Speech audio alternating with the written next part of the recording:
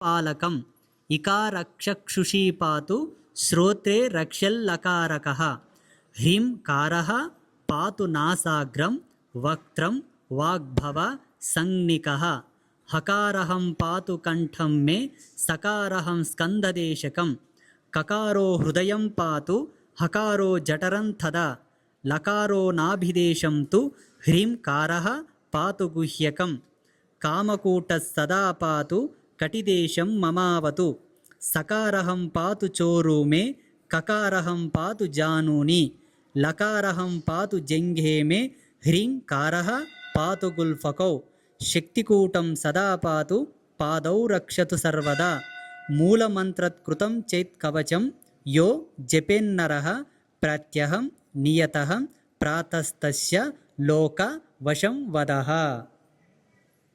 చివరికి వచ్చింది చూడండి, లోక వశం వదః.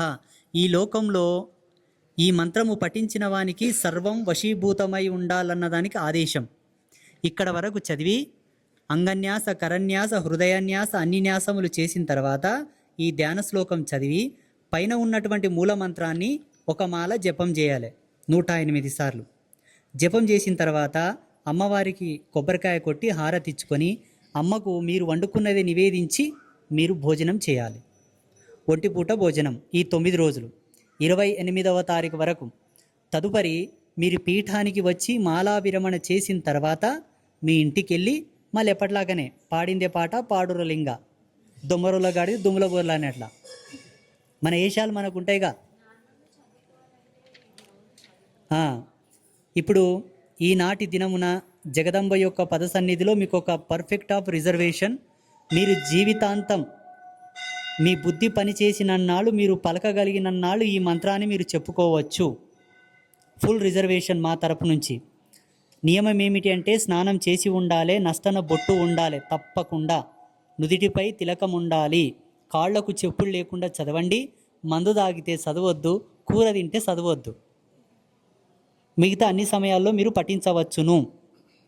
దీని ద్వారా మీకు వచ్చినటువంటి బెనిఫిట్స్ ఏమిటంటే ఈ జగతిలో లలితా పరమేశ్వరిని మించిన దైవం లేదు, లలితాంబిక యొక్క మంత్రాన్ని మించిన మంత్రం కూడా లేదు. ఇప్పుడు ఇంతకుముందు నేను చెప్పినటువంటి వినియోగ మంత్రం, సర్వన్యాసములు, వాటితో పాటు దేవి యొక్క ధ్యానం చాలా గొప్పది. ఇలా గనక మీరు చెప్పుకుంటే మీరు ఏమి కోరుకుంటే అది తెచ్చి మీ ఇంట్లో అమ్మవారి ఇచ్చి పోతుంది. ఇది సత్యం. ఇప్పటి నుంచి మీ దీక్ష ప్రారంభం. ఇప్పుడు మంత్రం తీసుకున్న వాళ్ళందరూ పైన ఉన్న మూల మంత్రాన్ని చెబుతూ 9 ప్రదక్షిణలు చేయండి.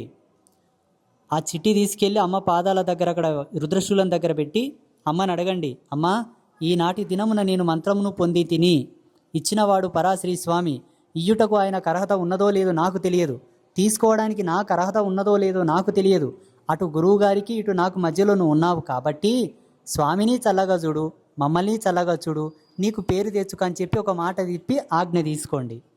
తీసుకున్న తర్వాత మీ దీక్ష కంటిన్యూ అవుతుంది. అర్థమవుతుందా? కాలేదా? నాకు తెలుగు వస్తుంది, తెలుగులో మాత్రమే చెప్పగలిగాను, ఇంగ్లీష్ రాదు. మరి శుభమస్తు. ఏం పెద్ద పూజలేం లేవు. ఫోటో ఉందా, అమ్మ ఫోటో పెట్టు, దీపమే, దీపం కూడా వేయకుండా పోతే 2 అగరబత్తులు అంటి, అవి కూడా అంటియకపోతే ఓ పువ్వు తెచ్చిపెట్టు, అది కూడా పెట్టకపోతే ఒక చేతి మొక్కు. అమ్మవారు దైవం ఎప్పుడు మన చుట్టం కాదు, దైవం ఎప్పుడు మన అన్నదమ్ముడు కాదు, మన పాల్యుడు కాదు, దైవం ఎప్పుడు మనకు జన్మనిచ్చిన తల్లిదండ్రులు కాదు. కసురుకోవడానికి, కోప్పడడానికి, అసూయపడడానికి, మనలాగా మాయలో దొరికినటువంటి మురికి కాదు దైవం. నాకు ఇది పెట్టకపోతేవి కదా అని కోప్పడేటటువంటి వాడు దైవం కాదు. మనుష్య జాతికి ఉంటాయి ఆ లక్షణాలని, అవలక్షణాలు. దేవుడికి ఎప్పుడు ఆ భేదం లేదు. నువ్వు నివేదించేదని, నువ్వు పెట్టేది ప్రతి ఒక్కటి నీకు ప్రతిఫలం. అర్థమవుతుందా? కాలేదా? నువ్వు మంచి ఫుడ్డుని కడుపుకి వేసుకుంటావంటే మంచి ఎనర్జీ వస్తా లేదా? భగవంతునికి ఇచ్చేటివన్నీ మన కోసమే. అదేదో దేవుడికి పెడతామని అనుకుంటాం కానీ తప్పది. అర్థమైందా? కాలేదా? ఏమోనప్ప.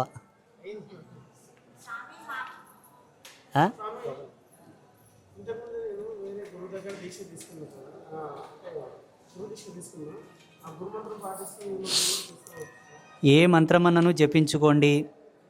ఈ మంత్రంతో పాటు ఇంకొక 1,00,000 మంత్రాలు కూడా జపించుకో. ప్రతిదానికి ఓపిక కావాలి. మనమేమో ఒక మంత్రం తీసుకుని ఒక మంత్రాన్ని మనం చేయడానికి ఇబ్బంది పడతాం. వేదీయ బ్రాహ్మణులు, వేదీయ పండితులు ఎన్నో శాస్త్రాలను, పురాణాలను ఎన్నెన్నో చదువుతారు. అందులో ప్రతీది మంత్రమే. ఒక్కొక్క వేదాన్ని గణాంతం చేయాలంటే ఎంత ఇబ్బంది అవుతుందో అయినను వాళ్ళు చదువుతారు. వాళ్ళు ఏమని అంటారా, ఈడికే చదువుతా, నేను ఇంకా వేరే చదవని అంటారా? అనరు. ఎక్కడ మీరు కాంప్రమైజ్ కాకండి. ఎక్కడ ఏ గురువు మంత్రం ఇస్తాడన్నా తీసుకోండి. దొరకడమే మహాభాగ్యం, మీ అదృష్టం.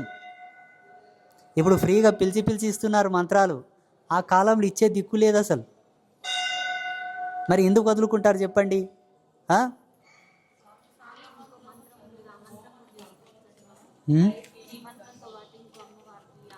ఈ మంత్రంతో పాటు ఇది వరకు వారాహి మంత్రము, శ్యామల మంత్రము, అష్టలక్ష్మి మంత్రము, ఇంకా కామాఖ్య మంత్రం మన పీఠంలో ఇచ్చినవి. దేవి సార్థక మంత్రము, దేవి మూల మంత్రము. ఏ మంత్రమునైనాను ఈ మంత్రంతో పాటు పఠించుకోవచ్చు, జపించుకోవచ్చు, చదవవచ్చు, పలకవచ్చు. అభ్యంతరం ఏమీ లేదు. మీకు ఓపిక కావాలంతే.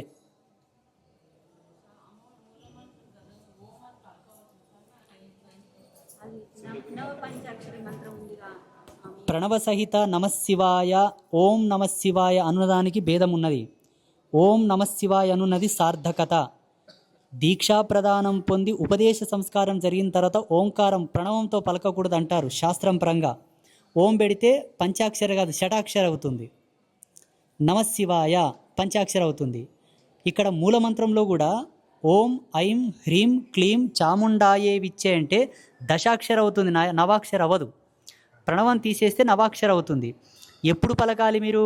మీకు గురువు ద్వారా శాశ్వత ఉపదేశము జరిగిన తర్వాత ప్రణవరహిత, ప్రణవ త్యాగ మూలమంత్రాన్ని జపించాలి. అంతవరకు మీరు ప్రణవ సహిత మంత్రమే జపించాలి. ఏం కాదు. ఉదయమా నీకు ఓపిక ఉంటే 3 గంటలకి, ఓపిక లేకపోతే 4 గంటలకి, జర్ర తగ్గితే 5, అది తగ్గితే 6 తగ్గినాక ఇంక అవసరం లేదు, పనుకుంటే అయిపోయాయి. సాయంత్రం 4 గంటల నుంచి స్టార్ట్ అవుతుంది. 4 నుంచి 5, 5 నుంచి 6, 6 నుంచి 7, 7 దాటిన తర్వాత చేయకూడదు.